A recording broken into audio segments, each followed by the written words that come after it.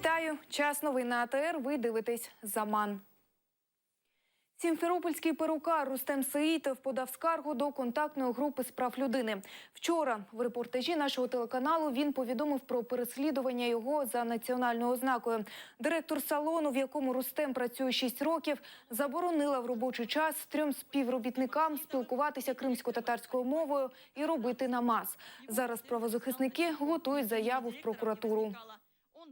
На данный момент мы подготавливаем соответствующие жалобы. Мы начнем сначала с государственных органов, которые должны за этим осуществлять надзор. Да. То есть надеемся на адекватную реакцию. Если у нас это не получится, тогда мы будем стараться сделать это через суд. Если и это у нас не получится, то уже будем думать. Выходить уже на другие инстанции и просто в другом формате вести всю эту беседу.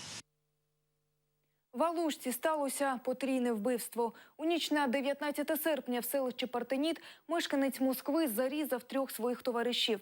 «Твоя газета» повідомляє, москвичі приїхали до Криму на відпочинок. Компанія пиячила, тоді один з московських гостей схопив ніж та вбив 3 чоловіків. Потім він намагався втекти, вбивцю затримали. На окупований півострів продовжують постачати будматеріали із материка. Про це заявив екс-депутат від «Батьківщини» Андрій Сенченко.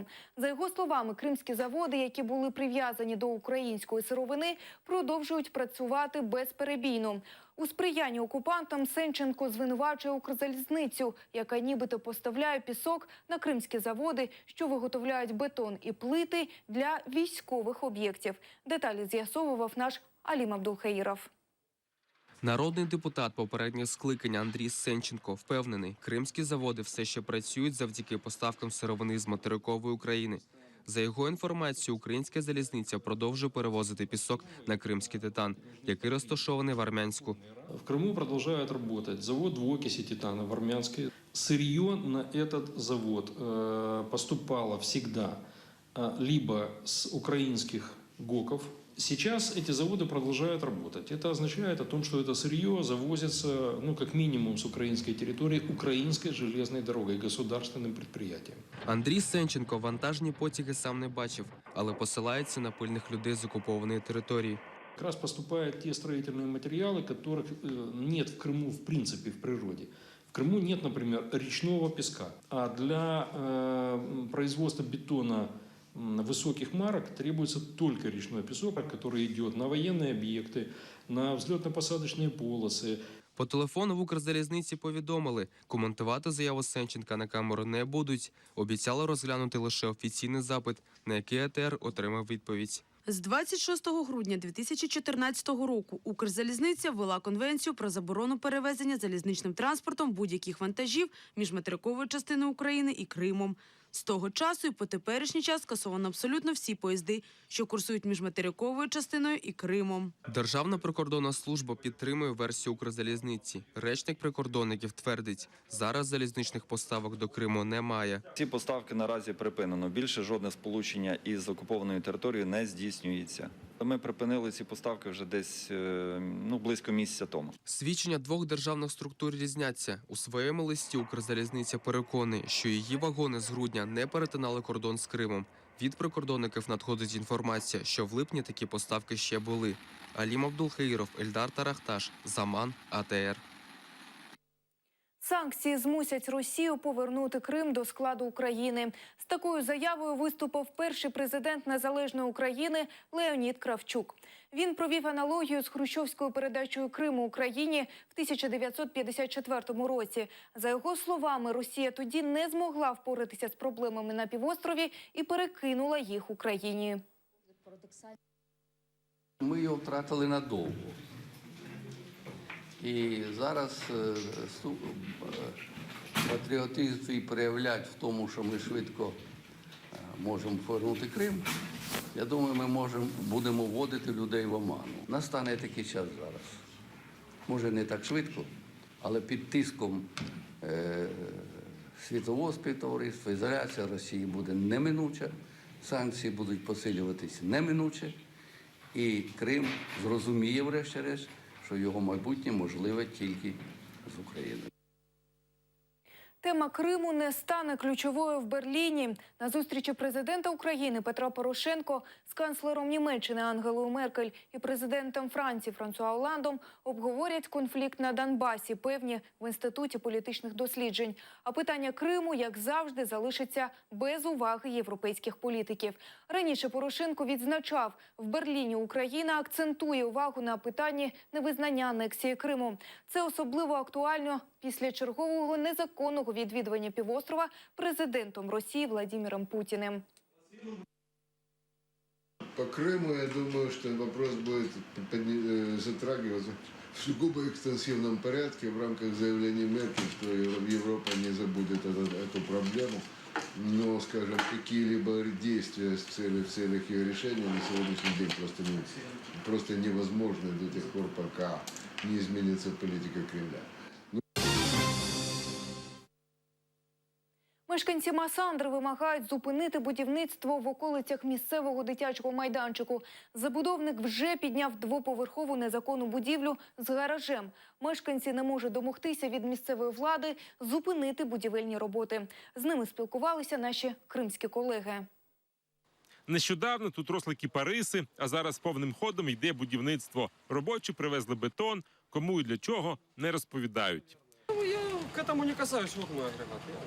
Будівництво почалося в березні. Спочатку з'явився паркан, потім зникли дерева. В 1977 году получили мы жилье. И наш главврач Паниншкин привез 18 кипарисов и деревья, чтобы мы все это сажали. Люди викликали поліцію, потім екологічну інспекцію. Їм пообіцяли скласти акт і запросили забрати його в адміністрації. Проте там на них чекало розчарування. Иду я на второй день, нету ничего. Выходит вся в золоте и говорит, вы бешеная руда. Никакого вам не будет. Это там кустарники. Тюлени спилил кустарники. Что бы делали? Активісти будинку по вулиці Южнобережне шосе з'ясували, будівництво веде колишній масандровський депутат Кирило Тюленєв. Причому будівництво йде не там, де отримано дозвіл.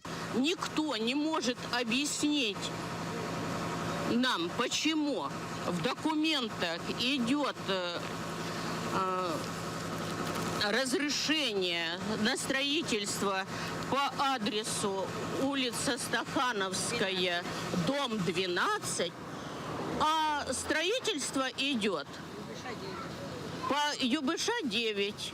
Будівельники вже встигли підняти 2 поверхи, і вся ця конструкція нависає прямо над дитячим майданчиком. Здесь нарушены все красные линии, порваны кабеля, от дороги не отступлены 6 метров, как положено, а детские площадки мы видим тоже также не отступили. И мы видим на детской площадке, где много людей, лежат кирпичи, которые могут просто покалечить детей. Мешканці будинку по вулиці Южнобережне шосе домагалися, щоб у дворі дітям зробили майданчик. Перед черговими, ще українськими виборами, кандидати в депутати встановили гірку, гойдалки, поставили пісочницю. Тут завжди було повно дітвори. Вот я гуляю на площадке, слышу постоянно звуки, машины приезжают, мне мешает эта стройка, я хочу гулять, но у меня не получается. Эта площадка для меня дорога. Вот ту площадку построил мой папа. Мы играем там в футбол. А некоторые дети говорят, что вот эта площадка старая, нудная и вонючая, потому что тут идет газ от этой стройки, все против. Пожалуйста, кто меня слышит, кто меня видит, пожалуйста, уберите эту стройку. Куди люди тільки не зверталися, щоб зупинити будівництво. Проте все марно. Ані місцева влада, ані правоохоронці на їхні скарги не реагують. Разве можно это допустить, что человек строится не там, где он зарегистрирован, без всяких оснований? И куда мы только не писали, не обращались. Одни ответы под копирку написаны, одно и то же, и никаких действий, ни помощи нету ни от кого с этой власти. Не забирайте нашу площадку! А Руслан Каремле призначений урядовним уповноваженим з питань Криму і Севастополя. Згідно документу, який розмістили на сайті українського уряду, Каремле призначений на цю посаду 20 серпня. Іншими розпорядженням Наріман Устаєв призначений головою Державної служби України з питань Криму, яку до цього очолював Каремле. Раніше повідомлялося, що Кабмін України ліквідував департамент з питань Автономної Республіки Крим і Севастополя та ввів посаду урядового уповноваженого з питань Криму. Донбас залишився без води. Російські бойовики знеструмили 5 насосних станцій. У результаті численних обстрілів терористами об'єктів міської інфраструктури в Донбасі не працюють фільтрувальні станції. Про це йдеться у повідомленні оборони Маріуполю. Крім цього, на території, яку тимчасово контролюють терористи ДНР, немає хлору для фільтрувальних станцій. У зв'язку з цим подача води населенню без очисного процесу може призвести до масового отруєння населення.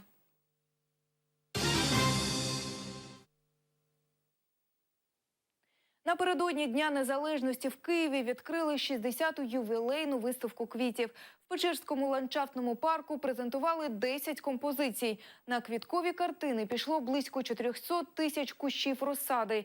Цьогоріч організатори вирішили створити квітковий оберіг для України. Ромашка символизирует веру, надежду, мальва – связь с предками, мак – страсть, любовь. И каждый цветок имеет сумасшедшую силу. Поэтому вот мы решили создать такой оберег. Хоть как-то, хоть какими-то силами, пусть такими цветами, да, но защитить себя, нашу страну и настроить нас всех на что-то хорошее, позитивное и светлое. Під будівлею суду, де засідали у справі Надії Савченко, пройшов пікет з георгіївськими стрічками. Його організували представники так званого «Національного освободительного движення». У них в руках також портрети журналістів, у вбивстві яких у Росії звинувачують Савченко. Надії Савченко закидають співучасть у вбивстві 2 співробітників російського телеканалу. Українська льотчиця всі звинувачення відкидає і стверджує, що в цей час була захоплена сепаратистами, а потім переправлена до Росії. Президент Туреччини Реджеп Таїп Ердоган оголосив про проведення дострокових виборів до парламенту. Очікується, що голосування призначать на 1 листопада. Рішення про розпуск парламенту було прийнято після того, як прем'єр-міністр країни Ахмед Давутоглу заявив про неможливість сформувати коаліцію і повернув мандат президентові. Лідер турецької опозиції звертався до Ердогана з проханням дати йому мандат на формування уряду, проте президент заявив, що не може втрачати час і скличе дострокові вибори, передає Associated Press.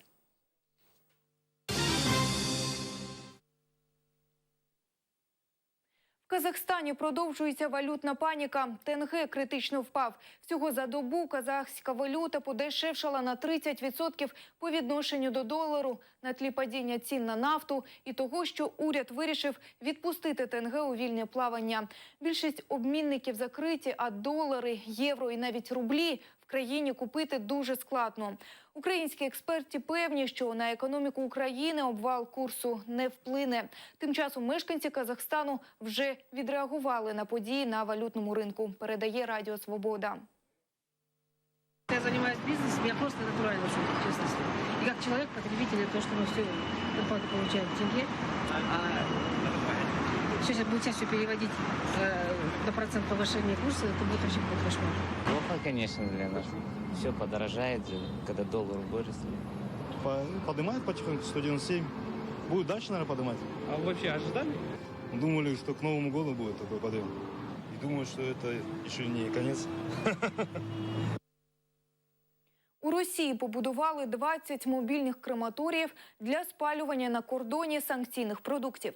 Одна така машина обійшлася бюджету Росії у 6 мільйонів рублів. Це понад 2 мільйонів гривень. У місті Кіриші закінчилися випробування нових портативних установок. Про це повідомляє Радіо Свобода. В цих крематоріях температура досягає 500 градусів. Конструктори обіцяють, від заборонених делікатесів залишиться тільки запах. Вот конкретно эта машина поедет на Пункт пропуска Забайкальск, это российско-китайская граница. Вот сюда заезжают автобусы. Вот мы с вами как бы работаем уже на границе. Открываем.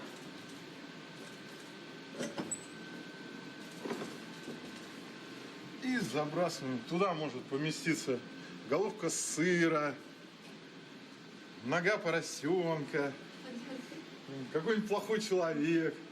Ну, я шучу, конечно. А ті харчі, що все ж таки вдалося завести до Росії, вирішили знайти козаки.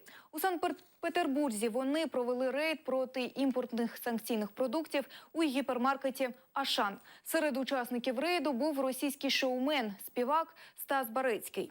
Він демонстративно перед об'єктивами камер зубами розривав банки імпортного пива. Козаки ж зібрали кошик імпортних товарів і стали вимагати в адміністрації сертифікати якості на них. Проте знайти товари, що потрапили під російські санкції, їм так і не вдалося. А потому что они меня назначили министром культуры, понимаете, казачьего общества. Вот. И как бы попросили. А я как бы с ними солидарен в этом плане. В плане импортозамещения. Импортное пиво вот стоит на самом видном месте. Можно, если сделаю такую штуку, смотрите?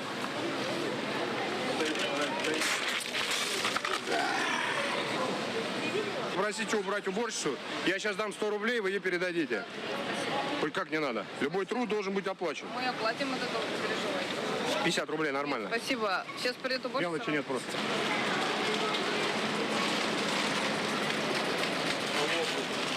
Описано все по-русски. Но явно не русское производство, я чувствую. Они что сейчас делают? Они все пишут по-русски. Но товар-то остается импортным. Понимаете, вот в этом вся фишка. И посмотрите, сколько оно стоит. Это нормально вообще? За бутылку подсолнечного масла такой ценник. Тем более это масло ни о чем. Оно даже не оливковое, понимаете? Это не пойми что. Это все испанское, понимаете? А какое отношение мы имеем к Испании, понимаете? Если там, допустим, они что нам? Они нам сделали безвизовый въезд в Испанию, чтобы мы могли отдохнуть. У нас на состоянии холодной войны с Евросоюзом. Почему нам Европа делает неприятности, старается сделать неприятности, а мы должны кормить Европу, покупая их товары? Почему? У нас своих производителей хватает. Наразі це все, що встигла підготувати команда «Заман» на цю годину. Більше дивіться у «Замані» вже за 2 години. На все добре, нехай щастить.